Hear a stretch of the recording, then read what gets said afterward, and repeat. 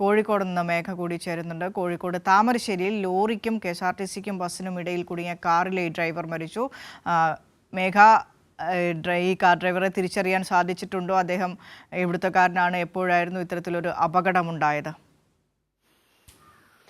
വിനിഷ, ഇന്നലെ രാത്രി 12 മണിയോടുകൂടിയാണ് 11:30 അപകടം നടന്നത്. കോഴിക്കോട് കൊല്ലകൽ ദേശീയപാതയിൽ ഓടക്കുന്നിൽ വെച്ചാണ് അപകടം നടന്നത്. KSRTC ബസ്സിനും ലോറിക്കും ഇടയിൽ കാർ കുടുങ്ങുകയായിരുന്നു. മരിച്ച ആളെ തിരിച്ചറിഞ്ഞിട്ടുണ്ട്. എലത്തൂർ സ്വദേശി മുഹമ്മദ് മജൂദാണ് മരിച്ചത്.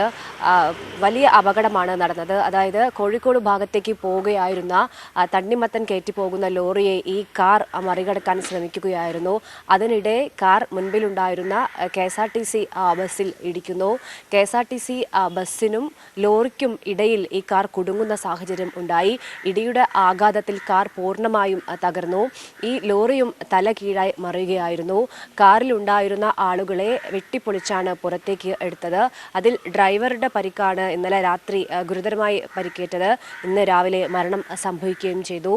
12 പേർക്ക്, അതായത് KSRTC ബസ്സിലും ലോറിയിലും ഉണ്ടായിരുന്ന ആകെ മൊത്തം 12 പേർക്കാണ് പരിക്കേറ്റത്.